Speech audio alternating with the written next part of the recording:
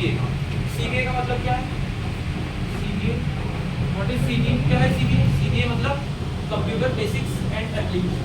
What is CBA? CBA is nothing but computer basics and application. Computer basics and application. तो क्या होता है computer basics and application? क्या पढ़ेंगे हम इसमें?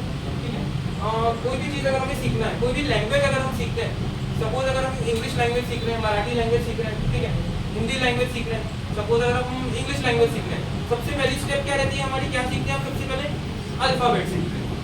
ऑलराइट, अल्फाबेट सीखते हैं सबसे पहले। इंग्लिश लैंग्वेज अगर हम सीख रहे हैं तो सबसे पहले हम अल्फाबेट सीखते हैं। अल्फाबेट से हम शुरुआत करते हैं। अल्फाबेट हमारी क्या है? फर्स्ट स्टेप है, पहली स्टेप हमारी अल्फाबेट से। ठीक है, कोई भी लैंग्वेज अगर हमें सीखना है तो सबसे पहले हम, अगर इंग्लिश सीख रहे हैं तो हम सबसे पहले अल्फाबेट सीखते हैं, फिर उसके बाद में अल्फाबेट्स को मिला करके क्या बनता है? वर्ड बनता है। ठीक है, तो मल्टीपल अल्फाबेट्स को मिला के हम वर्ड सीखते हैं। ठीक है, अब एक बार वर्ड हम बनाना हमने सीख लिया, उसके बाद क्या बनाते हैं हम? सेंटेंस या फिर पैराग्राफ बनाते हैं। ठीक है, एक स्टैंडर्ड रूल है, इसी रूल को फॉलो करके हम इंग्लिश लैंग्वेज सीखते हैं और बहुत सारी लैंग्वेजेस सीखते हैं। ठीक है, उसके बाद हम वर्ड हमको बनाते आ गया, अब हम क्या करते हैं? सेंटेंस बनाते हैं। सेंटेंसेस बनाते हैं या फिर पैराग्राफ बनाते हैं, पैराग्राफ बनाते हैं। वैसे ही एक स्टैंडर्ड रूल क्या है प्रोग्रामिंग लैंग्वेज को सीखने का? सबसे पहले हमें क्या करना है? अल्फाबेट सीखना है। अब मान के चलिए हम कोई एक प्रोग्रामिंग लैंग्वेज सीख रहे हैं, तो हमें सबसे पहले प्रोग्रामिंग लैंग्वेज का ये क्या आना चाहिए? ये क्या है? बेस है। ठीक है, एक स्टेप बाय स्टेप प्रोसेस है, मतलब क्या है? ये बेस है। अगर हम कोई प्रोग्रामिंग लैंग्वेज सीख रहे हैं तो उसका भी एक स्टैंडर्ड रूल्स होते हैं उसके।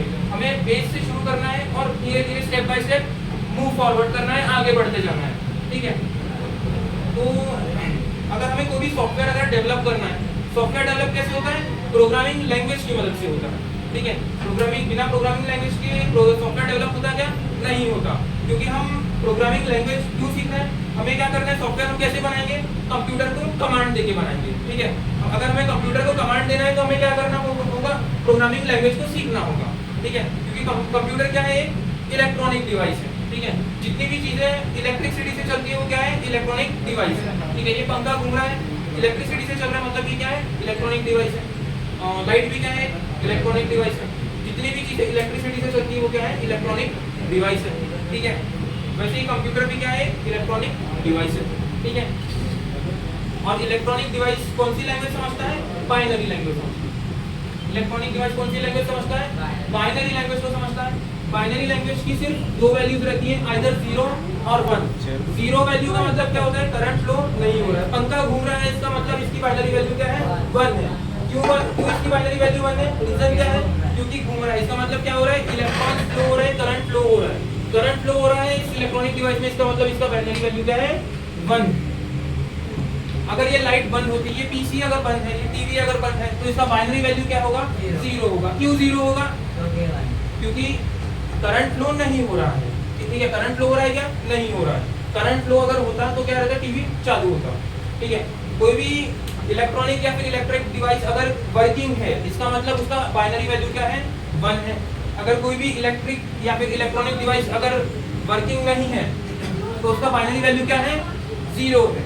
1 means flow of current, 0 means current flow नहीं हो रहा है। ठीक है, नॉट फ्लो ऑफ करंट, मतलब करंट फ्लो 0